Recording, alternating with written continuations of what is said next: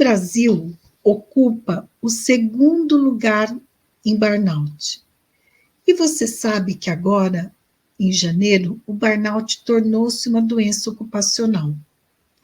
Né? Ela foi incluída no CID-11 como uma doença ocupacional, o que implica em consequências para as organizações. Não é mais uma doença em que o trabalhador, tendo esse diagnóstico, ele vai ser afastado, fica 15 dias afastado, se retornar, faz a integração, né, retorna ao trabalho e está tudo certo. Não. Sendo considerado uma doença profissional, uma doença do trabalho, traz consequências financeiras, né, e também legais, trabalhistas para a organização. A organização corre o risco, inclusive, de ter que indenizar esse trabalhador, se de repente houver uma reclamatória trabalhista e esse trabalhador ganhar, né, conseguindo provar o nexo causal, conseguindo provar que, sim, o burnout que ele está apresentando, né, esse diagnóstico que foi feito do burnout, tem relação com aquela organização onde ele trabalhava. Então, é extremamente importante que as empresas façam alguma intervenção nesse sentido. E, novamente, quando você tem profissionais dentro da empresa, eles terão limitações para fazer algumas intervenções, principalmente no que diz respeito à orientação, principalmente no que diz respeito à informação, quando existe relações de poder dentro dessas interações, né? Por exemplo, a área de RH, que vai fazer essa orientação para gestores, para diretores que estão acima deles, né?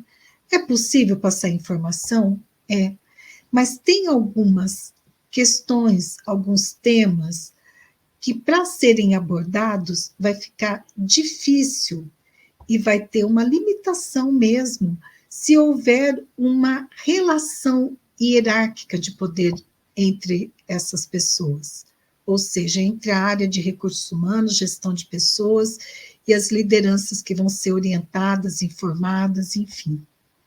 Isso já é cientificamente comprovado. Nós que trabalhamos com desenvolvimento humano nas organizações, nós que trabalhamos com saúde mental nas organizações, nós sabemos disso.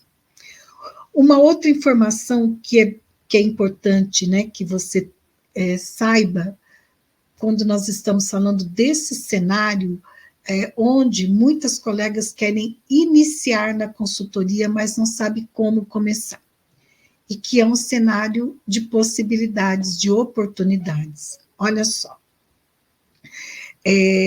As empresas, com a nova legislação trabalhista, com a reforma trabalhista, o que aconteceu? As empresas tiveram mais liberdade de contratar profissionais autônomos para trabalharem com elas. E esses profissionais autônomos trabalhando na empresa, como PJ, né, como pessoa jurídica, eles podem prestar uma carga horária um pouco maior do que prestavam antes, sem o risco de ter um vínculo trabalhista, de ser reconhecido como um vínculo trabalhista, inclusive até exclusividade. Apesar que eu não recomendo que você, psicóloga, que queira trabalhar com consultoria, que você tenha apenas uma empresa onde você presta serviço.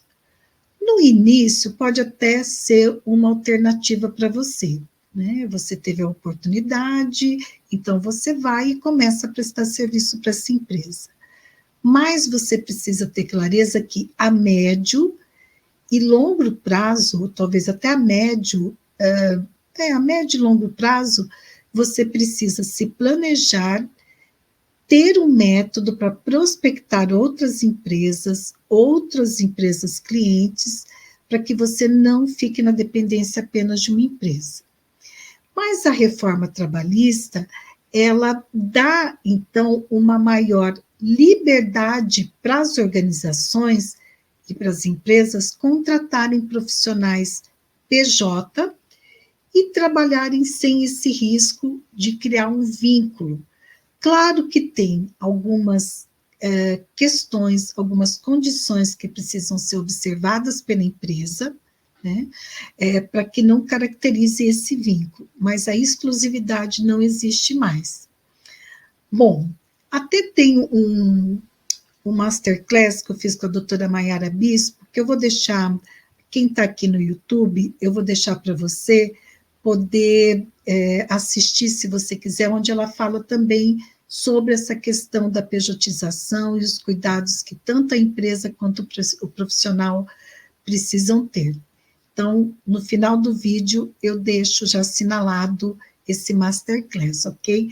Se você está aqui no Instagram, eu sugiro que você se inscreva no meu canal no YouTube, o link está na bio, e aí você vai ter acesso também a esse masterclass. Se você está no Facebook, na minha página no Facebook, tem sim já esse masterclass aí, é só você procurar, que você vai achar aí no feed da página da Facto, né? Então, estando aqui no Instagram, ou estando no YouTube, ou estando no Facebook, aproveita para curtir, para se inscrever, para você receber diariamente conteúdos sobre consultoria nas empresas. Ok, psicóloga? Então,